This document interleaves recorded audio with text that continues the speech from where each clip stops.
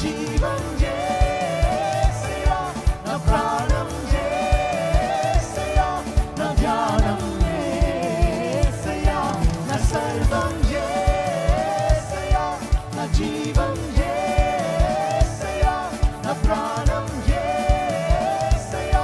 Message బాగుందండి. పురావస్తు ఆధారాలు చేసుకొని శాస్త్రవేత్తలు చెప్పినటువంటి విషయాలను పొందుపరుచుకొని లైవ్లో ఆ పురావస్తు శాస్త్రాలకు సంబంధించి విజువల్స్ చూపించి మరి అంటే నమ్ముతారా నమ్మరా అన్నట్లుగా ఉన్నారు కదా ఇప్పుడు నేటి పరిస్థితుల్లో. కానీ ప్రజలు నమ్మశక్యంగా వాక్యాన్ని ఆధారాలు చూపించి మరి చెప్పించారు ఇమ్మానుయేల్ పాష గారు. చాలా చక్కగా చెప్పారు. మెసేజ్ మాత్రం ఆధారాలు చూపించి వాక్యం చెప్పడం అనేది పెద్ద ఛాలెంజింగ్ అది. కానీ నేటి యువతకు కావాల్సినటువంటి ఏంటంటే అపనమ్మకాలు ఎక్కువగా ఉన్నాయి కాబట్టి నమ్మదగే విధంగా ఆధారాలు చూపించి వాక్యం చూపించారు. మెసేజ్ బాగుందండి.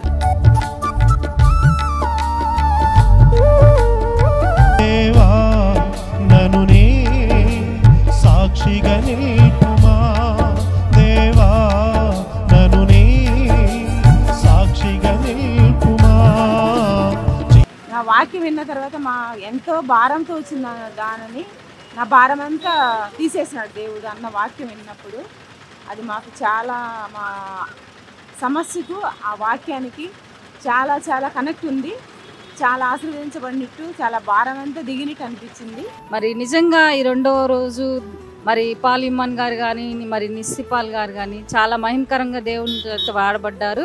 మరి ఎంతో సూచనాత్మకంగా అన్ని ప్రవచనాత్మకంగా జరిగిన సంఘటనలన్నీ మరి సాదృశ్యాలన్నీ చూపిస్తా ఎంతో చక్కగా మరి దైవజనులు వాడబడ్డారు. శాంతి మహోత్సవాల ద్వారా మేము ఎంతో ఆశీర్వదించబడి ఇక్కడ నుంచి వెళ్తున్నాం. వాక్యం బాగుంది, పాటలు బాగున్నాయి, నాకు అన్ని నచ్చినాయి. వాక్యం విన్నా అన్న చాలా బాగుంది. ఫస్ట్ టైం అన్న అన్నయ్య వాక్యం వింటాము. చాలా బాగా చెప్పాడు అన్న. నాకు కొన్ని మాటలు నా హృదయానికి తాకినాయి అన్న.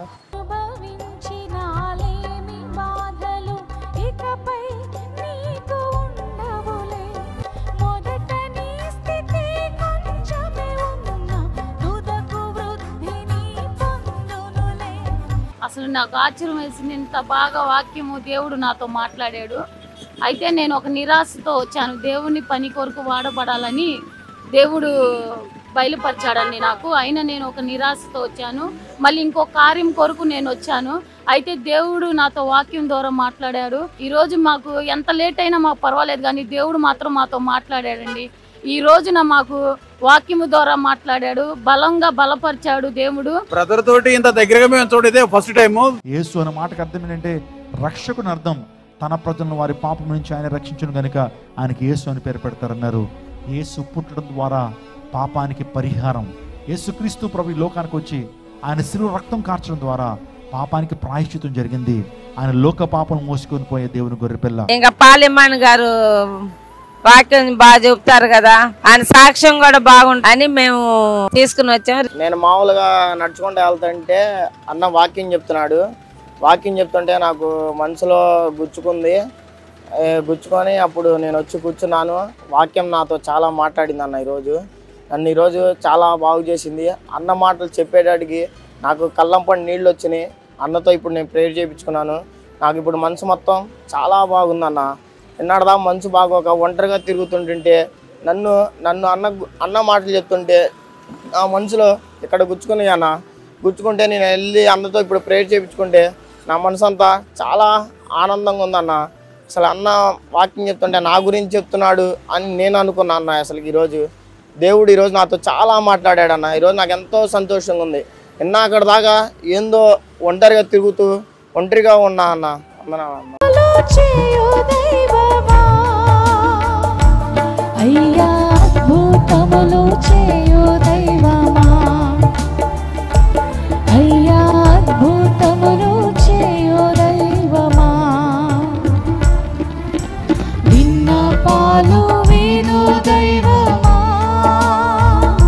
నేను ఇక్కడికి మీటింగ్స్కి వచ్చే ముందు యాక్చువల్లీ మాకు తెనాల్లో మీటింగ్స్ అని తెలుసుకున్నా.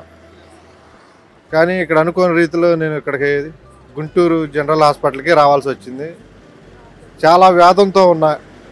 అలాంటి టైంలో ఈ మీటింగ్స్లో నేను వచ్చి ఇక్కడ బుక్ స్టాల్ దగ్గరలో కూర్చొని అదే టైంలో నిస్సిపాల్ అక్క గారు మీ దుఃఖ దినములు సమాప్తమును మీ చింత యావత్తు దేవుని మీద వేయండి అనే మాట నేను 3 రోజుల నుంచి చాలా బాధతో ఉన్నా.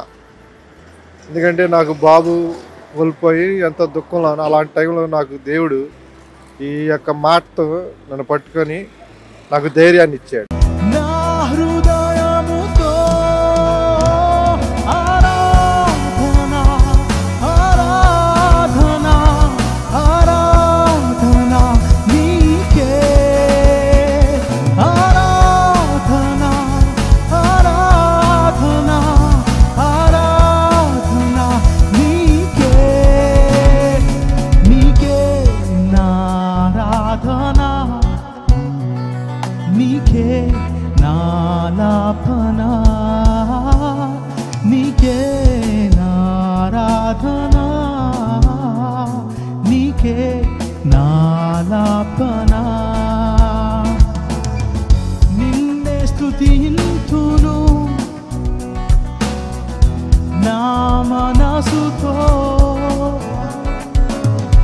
నిన్నే ధ్యానింతును